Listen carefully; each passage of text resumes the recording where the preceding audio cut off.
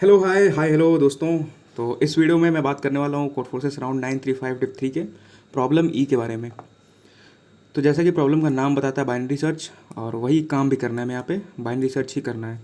बस binary search के लिए उन्होंने कुछ कंडीशंस दे रखी है। तो सिंपल सी भाषा में समझते हैं प्रॉब्लम स्टेटमेंट को।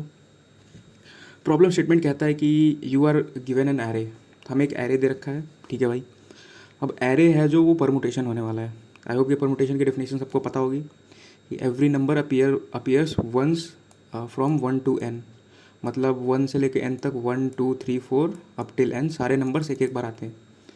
So this is the definition of permutation. And ये एरे है, ये परमुटेशन है, और ये सॉर्टेड भी नहीं है, ठीक है। मतलब हो भी सकता है, नहीं भी हो सकता सॉर्टेड, ऐसा उन्होंने बता रखा है इसमें। अब वो कह रहे हैं कि एक नंबर तुम्हें दे रखा है x, like here they have been given 3। तो हमें क्या करना है, इस एरे पे जो कि परमुटेशन है और नॉन सॉर्टेड है, इस पे बाइनरी सर्च लगा के हमें इस नंबर को ढूंढना है, ठीक है। अब बाइनरी सर्च लगेगा कैसे, वो भी उन्होंने एल्गोरिथम यहाँ पे बता रखी है। लेफ्ट 1 पे होगा, राइट n+1 पे होगा, एंड वाइल लूप तब तक चलेगा जब r और l के बीच में डिफरेंस एक से या एक से ज़्यादा है। और मिड वैसे निकालेंगे जैसे सिंपल बाइनरी सर्च में निकालते हैं। एंड लेफ्ट और राइट पॉइंटर्स को मूव करने की कंडीशन दे रखी है यहाँ पे कि अगर मिड वाला एलिमेंट x से छोटा या बराबर है तो लेफ्ट को मिड पे ले जाओ, otherwise move the right pointer to mid. और since array is not sorted, तो उन्होंने ऐसा दे रखा है इसमें कि तुम ये ऑपरेशन कुछ कर सकते हो इसमें, और वो मैक्सिमम 2 टाइम्स कर सकते हैं हम।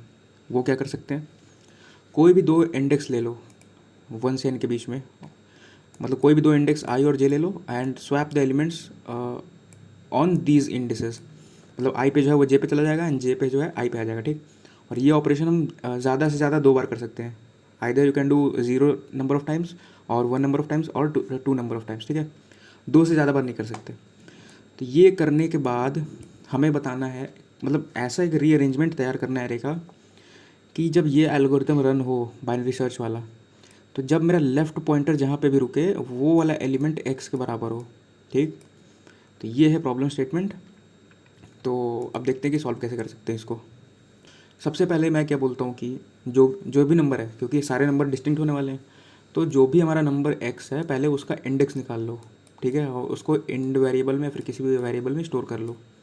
तो मैं बोलता हूँ ये वाला वो इंडेक्स है जहाँ पे मेरा ये नंबर लाई करता है एरे में, ठीक है। अब हम क्या करेंगे, अब सिंपल बाइनरी सर्च अप्लाई करेंगे। जो भी एल्गोरिथम दे रखी है ना कि पहले 1 पे रखो और n पे रखो, एंड जो भी एल्गोरिथम डिफाइन कर रखी है वहाँ पे कि लेफ़्ट और राइट को जैसे मूव करना है, वैसे सिंपल बाइनरी सर्च लगाओ। और फिर मैं बोलता हूँ माई क्लेम इज़ कि जो भी लेफ़्ट पॉइंटर जहाँ पे भी रुका है मेरा, अगर वो एलिमेंट खुद x के इक्वल है तो हमारा नंबर ऑफ ऑपरेशन 0 होने वाले हैं। अदरवाइज़ क्या होने वाला है कि अगर वो मान लो लेफ़्ट पॉइंटर कहीं रुका और वो एलिमेंट जो है x के इक्वल नहीं है, जो भी x में दे रखा है वो जो एलिमेंट है लेफ़्ट पे, बाइनरी सर्च लगाने के बाद जहाँ पे हमारा लेफ़्ट पॉइंटर रुका है वो एलिमेंट मेरे x के इक्वल नहीं है, तो मैं क्या करूँगा कि जो भी इंडेक्स होगा ना, जहाँ पे भी मेरा x वेरिएबल मतलब जो भी x नंबर होगा उसको मैं इस वाले लेफ़्ट से स्वैप कर दूंगा। उसमें मेरे नंबर ऑफ ऑपरेशन कितने लगेंगे, 1। समझ आ रही है चीज़। मैंने क्या किया कि पहले एक बार और बताता हूँ, x जो नंबर है उसको मैंने उसकी पोजीशन फाइंड की और उसको इंड वेरिएबल में स्टोर किया, ठीक है। After that I have applied simple binary search जैसा कि एल्गोरिथम उन्होंने दे रखा है। और फिर उसके बाद लेफ़्ट मेरा कहीं पे रुकेगा, ठीक है, मेरा लेफ़्ट कहीं जाकर रुकेगा बाइनरी सर्च खत्म होने के बाद।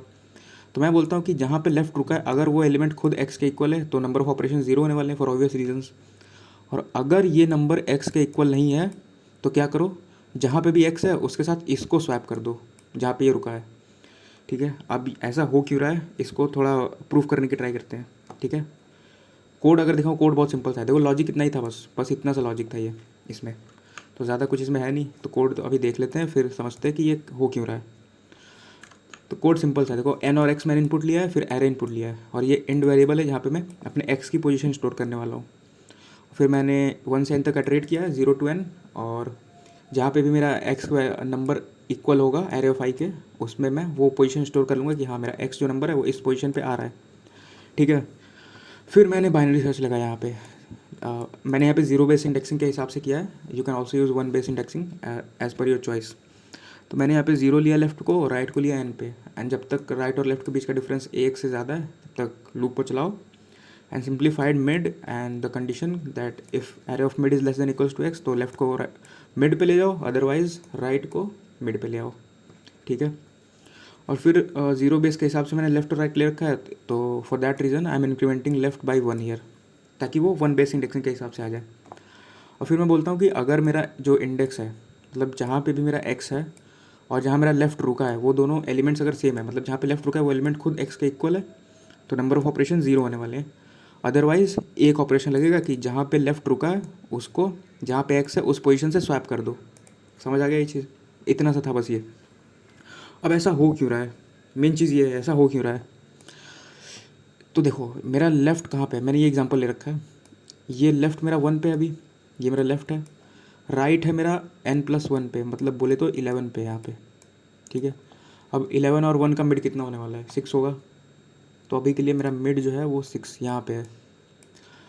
अब मैं बोलता हूँ कि मेरा जो लेफ़्ट पॉइंटर है वो कुछ करते करते यहाँ आके रुका, इस हाफ में, ये राइट हाफ में रुका है।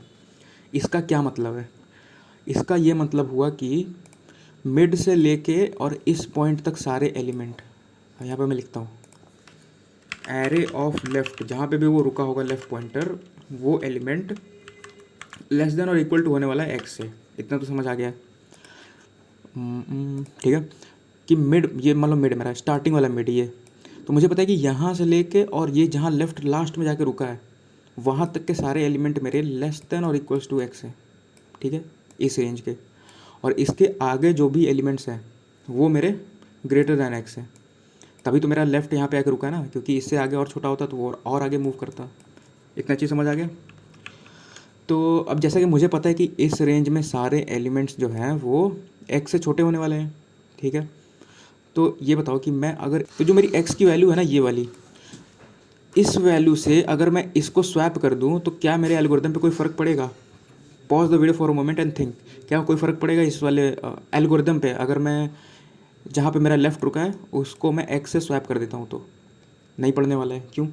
क्योंकि भाई मुझे पता है ना कि सारे एलिमेंट्स इस रेंज में जो है वो एक्स से छोटे या फिर बराबर ही हैं। तो एक्स खुद जो है अपने मतलब ये जो एक्सट्रीम पॉइंट जहाँ पे लेफ़्ट रुका है ये मेरा इक्वल टू एक्स होगा और लेस दैन एक्स होगा, ठीक है। ये कंडीशन सेटिस्फाई होनी चाहिए। तो एक्स तो खुद ही इक्वल है ना इसके। अब मान लो कि ये इसके छोटा भी होता, मान लो ये वाला एलिमेंट एक्स के छोटा होता है एक्स से, तो जब मैं यहाँ पे एक्स रख दूंगा तो मुझे इतना पता है कि इसके आगे कोई एलिमेंट जो है नहीं है जो एक्स से बड़ा है, तो और इसके पीछे सारे एलिमेंट एक्स से छोटे होने वाले हैं या फिर बराबर होने वाले हैं। तो स्टिल कंडीशन तो सेटिस्फाई हो रही है ना कि इस पॉइंट तक सारे एलिमेंट लेस देन और इक्वल्स टू एक्स होने वाले हैं। समझ आ रहा है? तो हमारे एल्गोरिथम पे कोई फ़र्क नहीं पड़ने वाला इससे।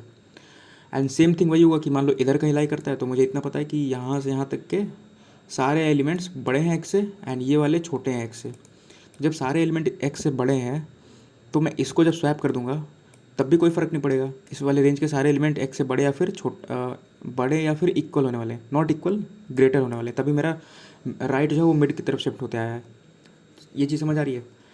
बस यही मेन चीज़ था इसमें ऑब्जर्व करने के लिए। बाकी एल्गोरिथम तो काफ़ी सिंपल सा था, 2-3 लाइन का कोड था इसका, है ना। बस ये चीज़ समझना था कि इसको हम जब एक्स से रिप्लेस करेंगे ना तो हमारे एल्गोरिथम पे कोई फ़र्क नहीं पड़ेगा।